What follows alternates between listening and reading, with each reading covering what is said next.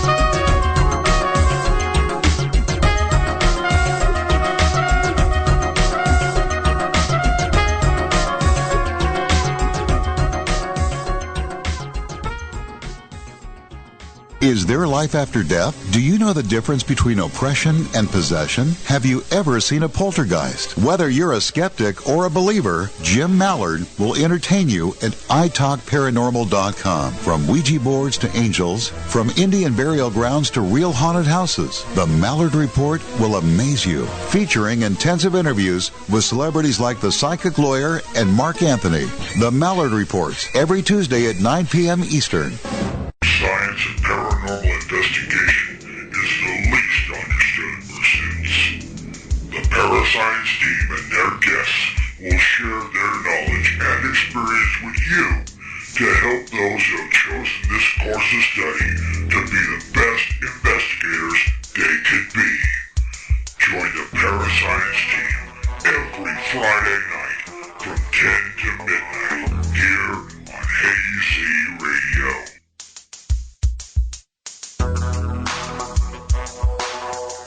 Whatever your worldview is, there's always the broader view with Hazy and Belle Salisbury. Let's get back to the show. Welcome back to the broader view with me, Hazy, and my co-host Belle Salisbury. And with us, we have a very special friend. Oh gosh, what can I say about him? He's one of my best buddies, actually. I have known Bill Bean for about 6 years now, and he is a true survivor. He is what I call a man of God. What I call a man of God. He is a testimony to the power of faith. He is an author of several books. In fact, he has a new book out now. And he has a new mission that we're going to be talking about, along with how he got to his mission. Bill Bean, welcome to the show. Thank you so much, Zita. It's great to be back. Thank you, Belle. Thank you so much for having me on. It's always an honor and a pleasure to be on with you, and I just know everything's going great for you with the show, and I always hope to come back. As soon as I get on, I'm looking forward to coming back the next time. Well, anytime. Door's always open. You know that. Well, I certainly appreciate it. Yeah. So, for people who don't know, I want to kind of skim over a little bit about what your past was and what happened while you were growing up, with your book Dark Forces. But I want to really go into what your mission is now, because I think your mission is so cool, and I have to stop saying that word. Is brilliant. And it's a good word, though. It's a good word. Yeah, and I have watched you. What's that? I said, especially for you polar bears. Our polar bears here. Our polar bears here. That's appropriate. That's exactly right. No, that's cold. That's chilly.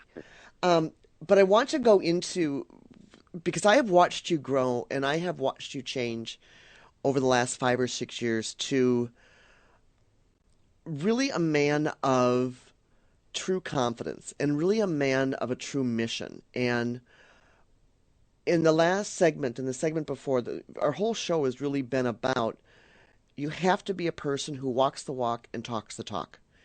And of everybody that I know, you are one who walks the walk and talks the talk. And you do it proudly. And you do it without hesitation. And you do it without any sort of hesitation in what you do. So I am so proud of you, Bill Bean. You have no idea. Thank you, Zita. I really appreciate that. And it really has. It's been a real transformation process. And I try to tell people that we can make changes in our life. And first of all, we have to want to make a change. And then secondly, it's a process because it's a mindset change. So when we start to change our thinking process and our mindset on the way we approach our life and what we do in the course of our life, well, then that transformation takes place. And it's a gradual transformation. Sometimes it can be a lengthy transformation. And it's amazing to see something unfold. And you're exactly right. From where I was to where I'm at now is an incredibly miraculous transformation. Absolutely. And one that not even you expected. You're so right. Or wanted. When it comes to the deliverance aspect for people, I absolutely was resisting that for a good length of time. until I couldn't turn away from God any longer in the calling that He had put on my life. So, going from such a horrific childhood and growing up in that home where evil forces were, manifested there and greatly contributed to the destruction of my family, and for people who are not familiar with the story, I've written 3 books, like Zita said. The first book, Dark Forest, talks about events that took place inside of our home, which was located in Glen Burnie, Maryland, in a community called Herondale. And I was 4 when we moved into the house. And I knew right from the very beginning that something wasn't right. The house had a very ominous look and feel about it, and I was unnerved. I was frightened. And my sister, who was 13 at the time, she had the same type of feeling, just an unsettled, uneasy feeling, and not quite knowing why. But, the house just had a very ominous look and feel about it. Equally so on the inside. My dad was a master carpenter, so he saw it as a restoration project, which he did a great deal of work to it, restoring the house and making it look good. My mom was a homemaker and very good people, and they believed in God, but we didn't have any religious structure or background at all. We'd never once attended church as children. We were never baptized or anything like that. Right. And, my parents were married in 56. My sister was born in 57. By all accounts, they were happy. My sister does have some happy childhood memories, but once we moved into the house in 1970, things began to rapidly change, and not for the good, that's for sure. And, my mom was the first to have an experience in the house, and shortly after moving in, she was unpacking boxes in the living room. My dad, William Sr., had taken us, again, my sister Patty and my younger brother Bobby, with him to his parents' house for the day to allow my mom to organize, unpack and organize in peace, so she thought. And it was during the course of this that she felt the presence, and she thought in her mind that it was my dad sneaking back into the house to play a joke on her.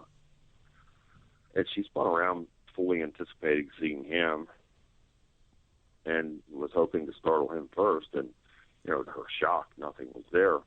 So she was taken aback by it and unnerved, perplexed, and eventually able to go back to doing what she was doing. And it wasn't long after that one of the doors slammed shut by itself, and that was enough to make her go outside and wait until we returned. So that's where it began, with the feeling of presence, the door slamming and other noises, and it gradually escalated into violent physical attacks on us from those demonic entities, and it greatly contributed to the destruction of my family. Wow. Yeah. So really, you really came from the depths of hell through this whole truly. experience. It took... How you all survived this is really beyond me, because it was horrific. And unfortunately, some didn't, Zita, as you know. Exactly. That's what I was just going to say. Yeah, some did, and most of my family is gone now. And, neither of my parents lived to see the age of 50. And it's very sad and tragic. Their stories alone are just so sad and tragic. My dad was a very good man and tremendously blessed and gifted with every ingredient necessary to be highly successful in life.